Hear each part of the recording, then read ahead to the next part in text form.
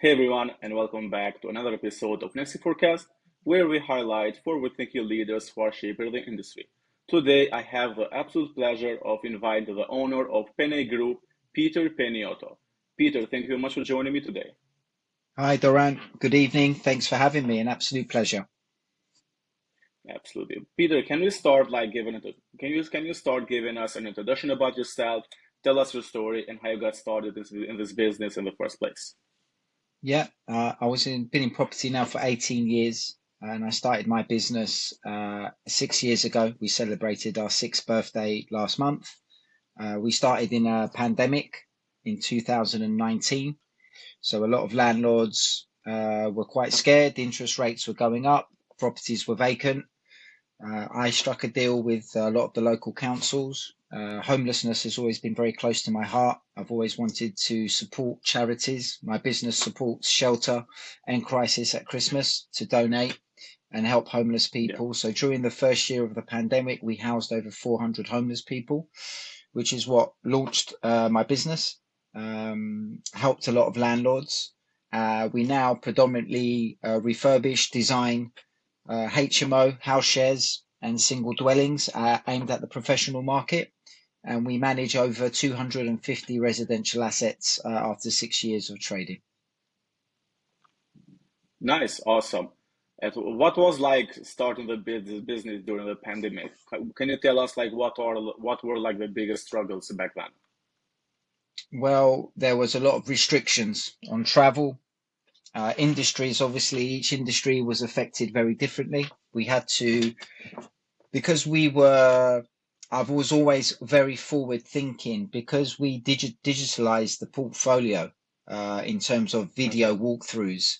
We were able to do a lot of business and cut out the traveling, the viewings. We were able to do virtual viewings, and all our processes are digital. We're a paperless company, so that really helped the council, and our processes really sped up the process. And at that time, all we could do was sanitize the keys and literally pass it to the resident. So we couldn't do the usual thorough check-in, but we Yeah. provided enough materials online. And this is one of the reasons we're five-star rated. Our process is very seamless for residents and landlords. Nice. I can see like the technology has impacted you on a wonderful way.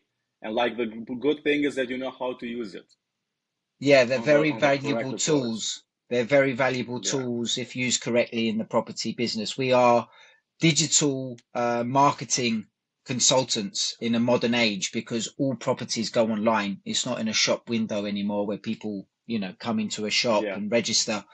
They're going to contact you through the main portal. So it's very important that your shop window, your design, your photography, your floor plans, your video walkthroughs are on point. I often see adverts from professional entities and they've got the toilet seats up, terrible photography, and you think, you're Yeah. someone is paying for that. That's that their job is to market the property. So yeah, and look, in our industry, I don't think you have to be that good to be great. Mhm. Our industry has been the most resistant to technology change, and they've it's really taken a long time for processes to change, which is why again I feel like we're light years ahead. Nice, awesome. I also agree that like the online presence is super important. But can you tell us like with working maybe with different kind of clients, let's say maybe some of them are in like late ages, I can say, how hard was for the clients to adopt to the technology, I can say, from instead calling you to the phone and now maybe fill in a form on a website or join a portal, as you said. Yeah, very good question. Again, as a business owner, your process is really your client journey is really important to me. Having worked for a big brands like Toyota and Lexus, and understanding customer service is, or when you buy a product or a service, Yeah, I my clients actually found it really refreshing that there was complete transparency, and they could access, via our app called Gridizen, they could access their tenants' contact information. There's a trail yeah, of transcripts, and we're completely transparent. Even offers can be made by our app, and our landlords are updated. And part of the, the exciting part of the process, negotiating, and we believe in being very responsive and feedback. The amount of landlords I speak to where their instructed agent has had the keys for 4 or 5 weeks and they've not heard from them. They've not had an update, an email. They've got no idea what's going on with their property. So I think you should find it as a privilege when someone trusts you with the keys to their home. I think it's a very serious profession. You impact people's lives either very negatively or positively, depending on how professional you are. At delivering this kind of service. It's a service. It's become a very skilled service because of the legislation, law, Yeah. contracts, possible lawsuits and fines from councils if you don't have the right licensing. So we're in our business, compliance is king, followed by cash flow is king.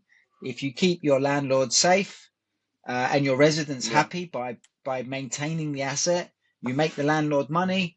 You keep actually rents low because you're actively in the private market and you're given a good Yeah. product. So it's really important to us as a company that the assets themselves reflect us. We like to house people in good quality, modern properties with good furnishings, and this is where so many landlords, I believe, misunderstand the market by the detail we go to is even to the mattress. We want to tell our residents they're moving into a property with an orthopedic, Mm-hmm. expensive mattress. The more you invest in a better mattress, this one component, the average stay goes up by 9 months. So if someone signs a 1-year tenancy, but you've got them sleeping well, they will stay an extra 9 months just from investing in a mattress. It's this insights Yeah. that we give to our clients. People can easily go, I just want the cheapest. Yeah, we don't work like that. We're not about the cheapest. We're about providing the best possible solution. Nice. Awesome. So yeah, I fully agree. Like the small things matter, and like the resulting van is all we need for. So to ask you a question, how do you balance being hands-on with skill in your operations and also the team? Really good question. Again, it's back to processes. If you have good processes and good contractors and a good understanding of your job, but in saying that, we all have bad days. It's not an Of easy course. job. If you've got at one of your flats, there's a leak or someone's bathroom is destroyed or their routine is disturbed. It's an art Yeah. form to have the integrity to want to resolve that, and then you're having to satisfy the resident, the freeholder, the landlord, the contractor. It's a lot of components that you have to take into account. So the work balance myth. If you want a balance in your life, like a work-life balance, Yeah. unfortunately, you're never ever going to be a successful business owner because anyone who tells you Yeah. otherwise is complete BS. You have to be all in or just work for someone else because when you're all in and it's your name above the door, you're on your knees doing stuff at midnight, cleaning properties, yeah, getting contractors in because you have a family moving in the next day and you don't want the service to be disturbed. Yeah. But that's just me. I'm obsessive about these things. I don't expect everyone to be how I am, but for me, from when the resident moves into that property, that when the key turns through the door, it's got to smell good, everything working, all the Yeah. furnishings are fresh. We're not Airbnb, we're not an Airbnb, but it's what we try to give that impression is that when you step into one of our properties that we've prepared, it's easy, and everything works. So it's those little details that you mentioned before, and you've got to be all in or nothing. And I always say to my team, I ask them every month, do you want to work here? Do you want to be here? Because if you don't, if you're in a job or in a business that you are literally watching the clock and you're waiting for the 5:30 to come round, you shouldn't be there. You should do the Yeah, business owner and yourself a favor and say, you know what, I'm not coming back. Because if you don't enjoy your job and enjoy solving problems and enjoy helping people, it's not for you. Go and do something else. yeah, yeah. I fully agree, and I love your approach in here. Nice. And like based on your perspective, like being in the business as far as you have, what are the biggest changes you've seen in the property management or maybe in real estate overall for the last maybe 5 or 10 years? Well, the most impactful part is the new legislation, which is the Renters Reform Bill. So that will shape and is already having major impacts on English property market, especially in London. There's been a massive spike per quarter mile in most towns of people selling their assets. I mean, it's gone from 25, 26 flats to like 135. And that is a very Yeah, worrying sign because of legislation and people not understanding it and negative feedback around it and stubborn interest rates and very expensive labor costs in this country. People are really second guessing their investments about putting money in, but everyone now is trying to extract their investment at the same time. Whether they've over leveraged is usually the case. But in my professional yeah, opinion, working with high net worth individuals and people and companies that are very good at buying assets and identifying opportunities in London, is they're the ones that haven't borrowed and borrowed. They've actually been paying it off from father to son.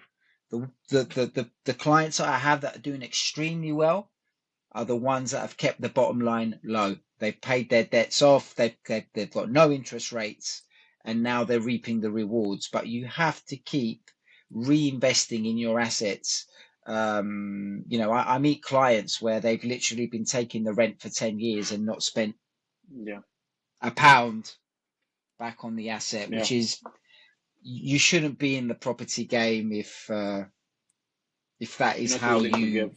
Yeah, it's not. Yeah, It's not. It's the market has moved on considerably from that, and people want like I said, they want an experience. Like I always ask people when I move them in, if you had to invite your grandmother here, or your boyfriend, or your girlfriend, would you be proud? Think about it. yeah, You move somewhere, would you be embarrassed? And we don't want people to be embarrassed. We want yeah, people to take photos and say, "This is yeah. amazing." This is where I live.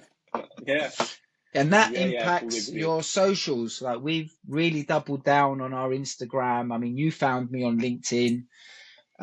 So if you're not active as a business owner, when you don't see the face of the business, it always gives me concern. Is like, what are they hiding?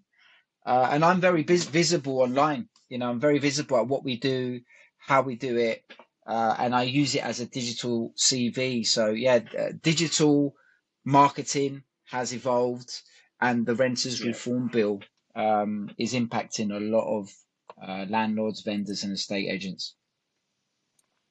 yeah. I like it, and I always say like you can be like the best I can say service seller out there, but as long as you're not like out there sharing, having like an online presence, it's like opening a restaurant in the desert. You can have the best food, but no one's know you there, and no one's coming for you. So I also Exactly. think that being like active in all of these channels and also like being up to date with the tech is super important in all industries, especially in real estate. So as you talked about some trends you noticed like these past few years, which one of these do you think like will stand for the next 5 years maybe, and also will shape the real estate industry? That's a really good question. I think technology will be a major player in the next 5 years. You can see already Yeah, people investing in Ring doorbells, um, yeah, CCTV video cameras front and back. These things were not affordable 10, 15 years ago. Now you can go on Amazon, and get a kit, the Honeywell, one of the biggest, mm-hmm. unknown tech companies in the world. Honeywell, everyone uses Honeywell devices to as temperature gauges. I have friends, and we've had assets that we've set up that you can control the temperature and turn things on before you even get home. Yeah, But yeah, fully agree. I am still finding that a lot of developers are missing the opportunity to integrate the right tech again for the client experience. And that might be down to cost or monthly billing, subscriptions, I don't know. But whereas there is a massive promise of tech changing things, there's still a lot to come into our industry that can be done. Um, I find that digital solutions in residential homes. So let's say you take away the traditional key. It saves so much hassle if you can let Hmm. someone in remotely. I mean, I've done viewings with a camera and with from my phone and let them in via the digital key. Now that's great Yeah, when it works, but when the battery yeah, goes or there's a power cut, to resync yeah, it, to reconnect it, this is where the problem lies. Is you still need laborers, you still need contractors, you still need people on the ground absolutely. level. So even if you ask me about intercoms, most buildings we take over, the intercoms never work, never, because they're the same intercom from 30, 40 years ago. And the landlord has never bothered to service it, replace the parts. And now you need 30 grand for 30 flats to replace the intercom system. So I think that part of the industry, just intercoms alone, there is a massive opportunity for a tech company to just simplify that for a Yeah, building. But I'm very much an analog kind of guy. I drive an electric van for the company. And I even said to the guy, I want the electric, charger, but I don't want an app. I just want to push a button yeah, of because course. I want to minimize anything that will stop the service, if that makes Yeah. sense. Yeah, yeah, yeah, it does. I fully agree on that part. As we were talking about the technology and all his impacts, I can say, what can you tell us about the AI, I can say, and how maybe it's like affecting your day-to-day basis? Well, like I said, everyone's different and everyone integrates AI in different stages. So is me correcting my photos and making them better digitally, is that AI? Yeah, There, it can count on. Yeah, like a beef burger is still beef, but it's processed, it's minced, right? It's the yeah, same, but it's not. So I think I spoke to you off record about AI. We're not a company that wants inbound calls for our services. That's not our process. You can phone us, but it's only hmm, via WhatsApp, which is you need a digital. Everyone's got WhatsApp. It's most ways people communicate. And the reason we yeah, don't want to be speaking to people is unfortunately people always tell lies. So we want a transcript between the person and why they're contacting us. And then we allocate that via email. And then one of our representatives may call them, email them. But our process, we don't want to be disturbed while we're working, taking inbound sales leads. We're not that kind of business. So everyone is different. But if you contact us in the manner that we prompt you, which is WhatsApp, you will hear back from us within 30 seconds to 1 minute. okay, nice. That's fast. Yeah, But nice. if you try and Because phone us, no one is going to answer that call. Yeah, I really I like that part because as I have seen like in the most of the industry, I can say most of the companies, the biggest factor of losing clients is speed. You know, because me as a potential client who maybe are looking for a service like you, who are looking maybe to buy something to find a landlord or something, if I'm contacting you either call or either by email or WhatsApp, it doesn't matter. If I don't get a response maybe within 10 to 15 minutes, I'm gone. I'm You're gonna on to chat the next link. to Yeah, Yep, yeah. yeah, exactly. I'm on to the next league. I'm on to the next company I found on my list.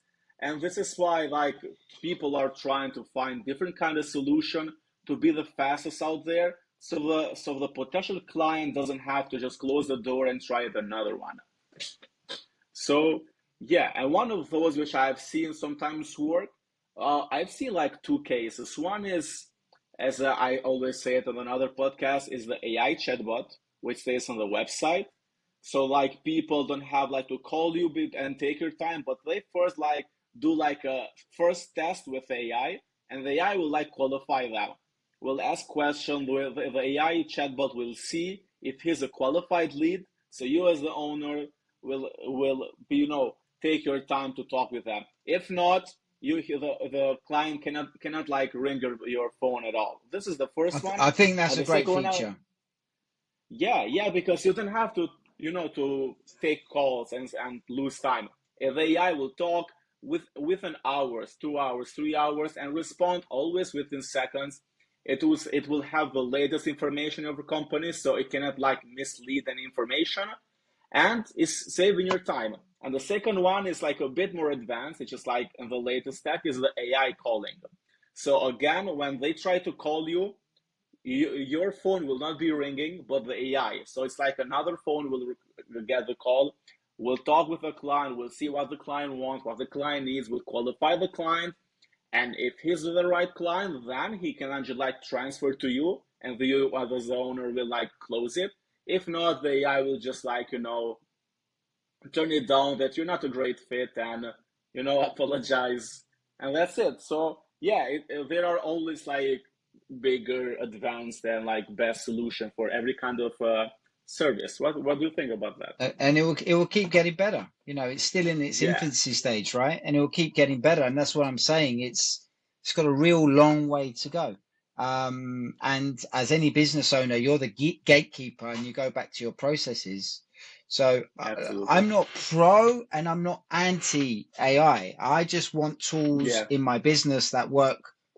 But do they work for my clients first and yeah, foremost? Do they like it? And anything that we do before we introduce a major process change, we will test it on 4 or 5 people, and we ask the feedback. How did this make you feel, and how did you find the process? And when I have people complaining or shouting, it means the process is no good.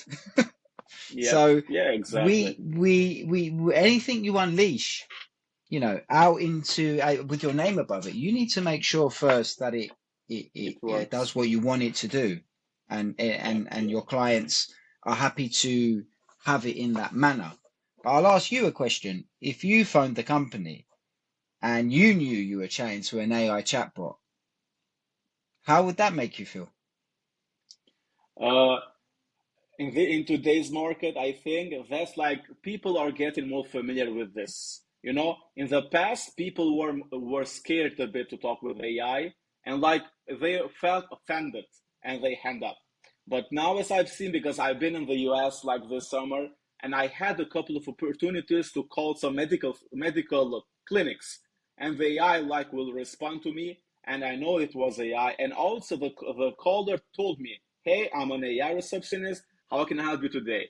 And I've seen like in their, I can say, their industry and their place, people are just getting familiar with this, and it's something that being normal. And I think in the near future, talking to an AI, either on a phone, either in a chat, either on emails, will be totally normal, and also will be preferred, because me, I will know that I don't have to wait 10 minutes because that customer support is talking to somebody else. I know that he'll respond in seconds to me, and he will give me the best results because it's trained to have the latest data. And yeah, I think I accept it. I agree. My next question to you is, what level of value of price would you be willing to spend or not spend before you speak to a real person? $10, $500, $1,000, $5,000, $10,000. Would you make a transaction on your credit card with an AI, with a company you've never spoken to a real person, for $5,000? Yeah, it sounds risky at the first. At the first, it sounds super risky. And I understand you there. But like knowing how the AI will be evolved, I think that always will be like confirmation emails, confirmation message that say you're talking to an AI and you want to make the transaction. The AI will always say, okay, let me send an email to your phone, your email, so you can clarify, and you can be like done. But it sounds scary on the first sight. So yeah, I like the question. Yeah, absolutely. So So yeah, I made a recent purchase to reward myself and my wife. We got married recently after many 14 okay, years, and congratulations. I bought us a sauna, a garden sauna. So Okay, it was X amount. But before I spent X amount on their website, I wanted to speak to a real person. okay, yeah, yeah, Does of that make course, yeah, sense? yeah, Once I spoke to yeah, the yeah, real it does. person and they answered my questions, and you know, I went back to the website and I spent X amount. Yeah, So yeah, I find it all quite, I agree. Most of us are using AI without even realizing. Like my hmm, Outlook will amend my spelling as I go along. It's you know where yeah, we're all yeah, accepting it. It's just I find there's level of price points and service. Like I know AI is trying to roll out with solicitors and doctors' advice. You got to also be very careful where you're taking. Sometimes I have. of course. I had to issue a memo to my staff to say under no circumstances do you go to ChatGPT for answers. Yeah, yeah, I We get you. pay to have property lawyers support us. And Hmm. I know 99% of the answers I don't accept. I've had even landlords instructing me, paying me for my services, and then replying saying, I checked what you said with ChatGPT and they said da da da da da da. Yeah, I guess really. But yeah, So as you said yourself, like there are some limitations now because as we were talking about the AI calling, I agree. That is being only used for appointment setting right now, so nothing risky. Appointment setting, some data confirmation, let's say, but not yet anything risky, as you said, like to buy something because yeah, it's not easy to like say, okay, can take this much money from me and you don't have any record that you talk to anyone with that yeah, because who? Who? data Yeah. data can be erased quickly, but if you talk to a person it's a bit different. Yeah, I fully agree on that part. And as we are talking about the automation part and you like share your experience, I can say, and also your ideas, what are some of your biggest operational bottlenecks, I can say, you would maybe try to automate, maybe, or try to just move that out of your way so you can deal with maybe important stuff. And I'm not talking about transactions, but small things, not risky things. But that can be automated, and it's also important, but you have to deal with more important stuff. I think there's a lot of components to that to condense in the time that we have left on the podcast. It's a really big question, Yeah, but yeah, there's a reason why Zero, the accounting software, have 4.4 million subscribers, and me being one. We collect a lot of over £150,000 worth of rent every month. yeah, Like I say, the solutions have a long way to go because whatever lever or knob you have in your business, you have to be able to control it. It's not, there is no agree. automatic flow without something blocking. And goes back to what I was saying about the keyless entry system. At some point, the battery goes and someone has to go and change the Yeah, battery. So, yeah, I agree. it's each part of the business really brings its own challenges. But every time part of our process in the early years was failing or not doing so well, my clients were the first to tell me to say, this is terrible. I don't like Yeah, this. And I would adapt it and change it and make sure, and whether of that's, course. we just only introduced Zero to the business 4 months ago. Like I Yeah, kept thinking, we're a six-figure business with 150,000 coming in a month. and I'm still on a Yeah, yeah, $10 a month bit of software. It doesn't work. So you need to adapt and evolve with the solutions out there. And if you look closely at the really successful business, look at the tools they're using, and you don't have to be sure. too clever. What are they using to process their payments? Stripe. Yeah, of There's course. all these Yeah, variations, but when you micro look, there is a reason why the same tech companies are giving the same solutions to the end users. And I'm very much like that with high street businesses in England. When you see the same name in every high street, it's because their processes and they've adapted with the tech and times to keep delivering a service to their clients. If your clients aren't happy, they're not going to come back. They're not going to recommend you. It's simple. of Your course. processes are crap and delivering a bad service. So I think it's a Yeah. mixture of both, right? Like I don't know if you're into your anime, but I used to love Gundam. Hmm. There's a fusion of man and machine. I want my robotic armor, but there still has to Yeah, be a man. There still has to be a man of inside course. moving it, To right? make the control. Yeah, yeah, yeah, I agree. Yeah, okay. So, Peter, before we wrap up, where can our listeners and our potential clients maybe reach out to you if they want to? www.panayigroup.com, Panayi Group, LinkedIn, Instagram, TikTok. You can see my boxing fights there, meet some of my clients, see the faces of our staff, see our offices, see our 5-star reviews, see clients holding our branding. So yeah, you can reach out to me anytime, any property questions, any licensing questions. I'm an expert in London, in England. I'm more than happy to take the time and speak to anyone who needs any property advice. Awesome. Okay, and so once again, Peter, thank you very much for taking your time to join this conversation. And for everyone who is watching, keep growing, keep thriving, and I will see you on the next episode. Keep punching, everyone.